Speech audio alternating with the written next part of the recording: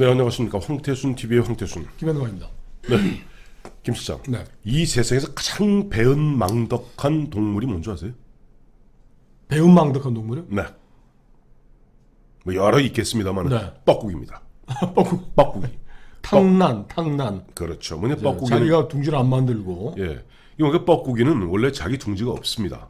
그리고 뻐꾸기는 자기 알을 슬그머니 보면은 할미새 등 조그만 새 거기 둥지 슬쩍 나누면은 그 다음에 그 할미새는 몰라요. 그래서 열심히 해서 부화해서 이제 깨면은 덩치가 큰 이 뻐꾸기 새끼는 나머지 할미새 새끼를 다 밀어내 죽입니다. 그렇죠. 알부터 막 알 시절부터 뭐 알부터 밀어내서. 밀어내서 다 죽여버리고 그 다음에 요만한 할미새는 요만하고 뻐꾸기는 이만해서 뻐꾸기 그렇죠. 새끼는 그걸 계속 또 애미는 진짜 뭐 지 새끼인 적을 뒤에다 매겨놓으면 다 덩치가 크고 날개가 날 무렵 되면 탁 배신하고 호를 날아가 버립니다. 그래서 가장 배은망덕한 새를 다 뻐꾸기를 하는데 제가 2007년에 당시 한번 장문에 글을 쓴 게 있습니다.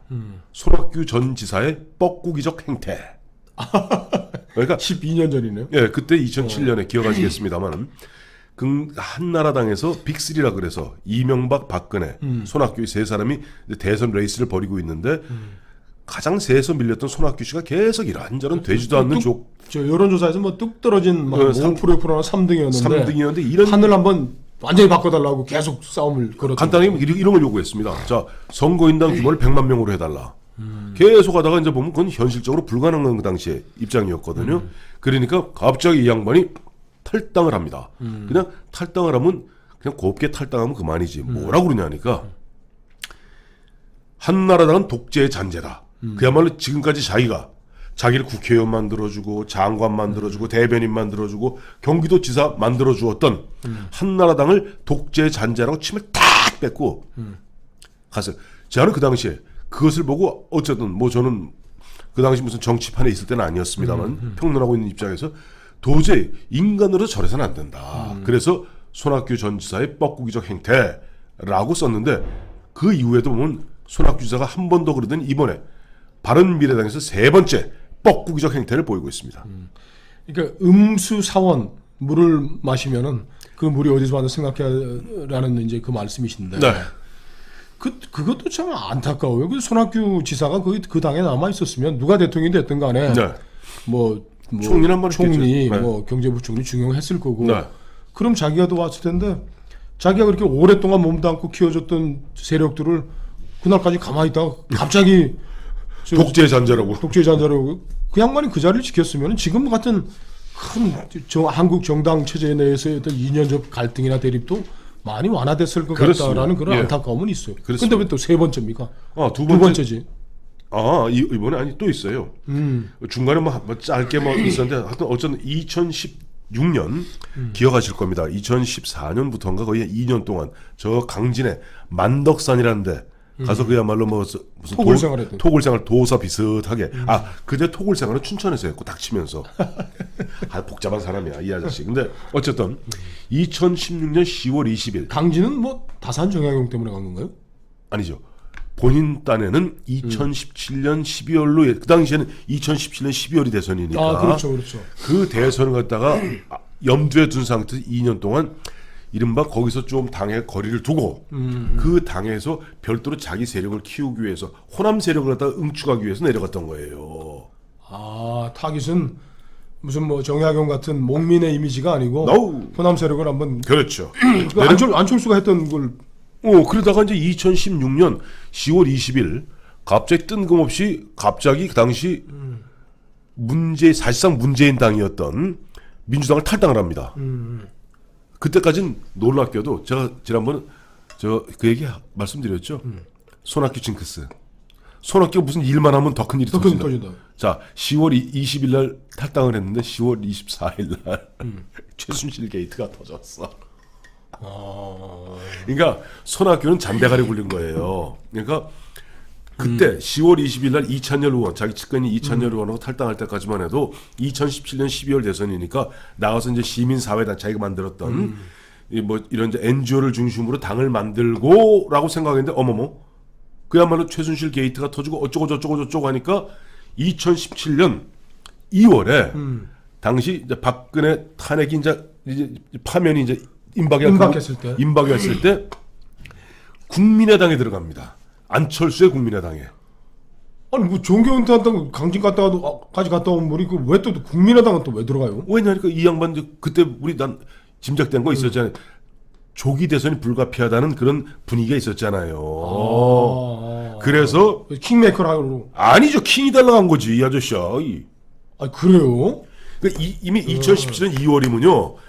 남의 당에 들어가서 뻐꾸기라니까. 그러니까 민주당에는 이미 문재인이 강력한 문재인 안희정 박원순 등이 있고 하니까 슬그머니 빠져나와서 그 다음에 보면 이쪽에 보니 안철수당 보니까 이게 옛날 호남 세력이 주축이 아니에요. 그렇죠. 그러니까 국민의당에 슬그머니 들어갑니다.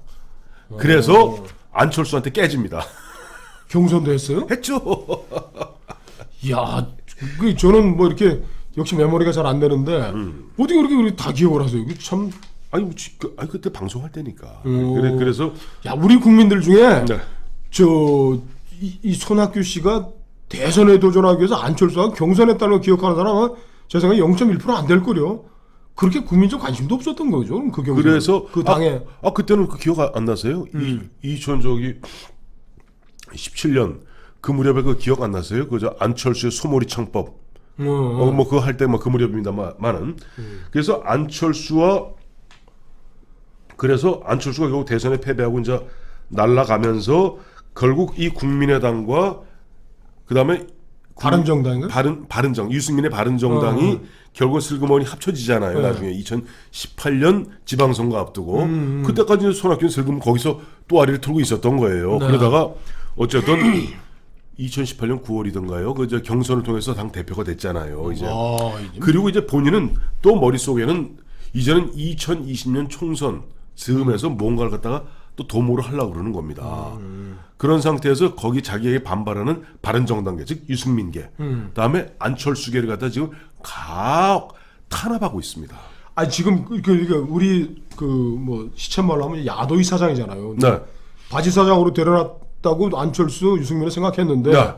이 양반이 지금 뭐 최근 들어서는 뭐 지명직 최고위원도 문병호 씨 등을 또 임명했고 주승용 전 부의장, 법률위원장 당의 전략홍보위원장은 자르고 또 10여 명 뭐 또 잘랐다면서요. 막 13명 막 밀어내는 거야. 그러니까 그게 뭐냐면 원래 보면 현재 바른미래당 만든 사람들, 좀 더 이야기하면 국민의당과 바른정당 사람들을 다 가열차게 쳐버리는 겁니다. 기억나시죠? 이런 분위기였기 때문에 이 언주 의원이 지난번에 4.3 창원 보선 때 거기 내려가서 어쩌고 저쩌고 하는 손학규 대표를 향해서 찌질하다. 그런데 예. 뭐 그런 뭐 이제 역사적 연원을 떠나서 네네. 요즘 손학규 의원이 하는 얘기도 또 뭐 일리는 또 있어요. 뭐 당이라는 것이 네. 공당인데 네. 여기 무슨 뭐 주인이 어딨냐. 맞아요. 안승민 뭐 무슨 아니 안승민이다. 유승민 안철수가 뭐 이 당 주인이라는 게 무슨 뭐 이런 뭐 개파주의 뭐 이런 게 어딨냐. 이 당은 새롭게 탄생해야 될 중도 개혁 정당이다라고 얘기하는데 네.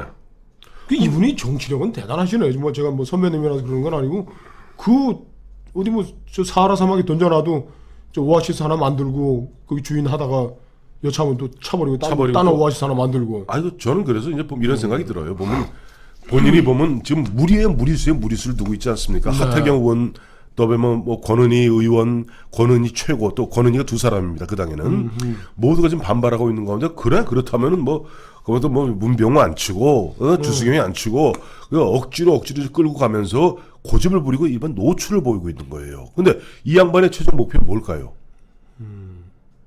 지금 우리 지난번에만 다뤄드렸습니다만 현재 만약에 손학규 씨가 작년에 뭐 단식하면서 뭐 자기 거두어냈다는 연동형 비례대표로 간다 하더라도 바른미래당은요 최근에 여론조사 추이로 봐서는 10석도 못 얻습니다. 그렇죠. 비례대표 10석도 안 나와요. 지금 28석인데. 지금 28석, 10석도 안 나와요. 근데도 왜 목을 걸까요? 그 문병호 새로 지명한 문병호 최고위원이 그 최고위원회에서 뭐 총리 간다는 얘기 있다는데 하고 진짜 공식적으로 문제를 제기했대요. 그게 그거예요. 바로 지금 보면 손학규 대표 입장에서 내놓고 민주당의 이중대 내지는 저 위성 정당임을 갖다가 자처하고 있는 겁니다. 자, 근데 그 당내에 들어가면 서로 이제 뭐 적대적인 사람 네. 신소 관계에 따라서 뭐 손학규를 어떻게 평가하는 다르겠지만 네. 이 손학규 대표가 그래도 뭐 이게 좀 백전 노장이란 말이에요. 네. 뭐 치과 생활도 뭐 여차하면 들어갔다가 2년 3년 버티고 또 나오고 하는 네. 건데 이 난국을 타개해가지고 저 당을 접수할 수 있을까요? 아마 어렵다고 봅니다. 왜냐하니까 지금 당장 터진 이유는 뭐냐면 이렇습니다. 이번에 김관영 원내대표하고 손학규 둘이서 흔한 얘기 짜고 하는 거 아니에요? 그렇죠. 짜고 하는데 파트너니까. 그 직전까지만 해도 사실은 바른정당계가 소수였습니다. 그러니까 11대만 14 정도로 밀리는 입장이었는데 이게 보면 이번에 무리하게 사보임시키고 오신환이 권은희 사임시키고 그야말로 이런저런 그런 모습 보이면서 이른바 국민의당 계열 쪽에서도 많이 반발하는 거예요. 지금 현재 추세가 15대 한 11 정도로 이른바 바른정당계 플러스 권은희 등 옛날 국민의당계가 또 우세 다수가 돼버렸어요. 그러니까 조만간 있으면 6월달 정도 되면은 원내대표 경선이 있습니다. 네. 원내대표 경선돼 갖고 만약에 지금 바른정당계 플러스 권은희 등 옛날 국민의당 계열 쪽이 만약에 원내대표를 만들어낸다면은 어떤 일이 벌어지겠어요? 현재는 김관영이가 하고 짝짝꿍돼서 잘했는데 그때부터는 사사건건 당 대표를 무력화시키는. 지금 당장만 봐도 뭐 보면 여러 의원들이 그러면 내놓고 보면 좀 손학규 대표 이 사태 책임지고 물러가라는 거 아니에요. 그런데도 뭐다 그런데 원내대표가 만약에 6월달에 있은 원내대표 경선에서 바른정당이가 당권을 장악하게 되는 순간 사실상 손학규는 원외입니다. 원내가 아닙니다. 당 대표도 원내와 원내 하는 거 땅 차이예요. 그렇죠. 그때는 아마 제가 봤을 때 이럴 겁니다. 손학규 내가 중도 개혁으로 갈라 그랬는데 이 나쁜 놈들아 침 탁 뺏고 또 벌을 날아가지 않을까라고 짐작해 보고 있습니다.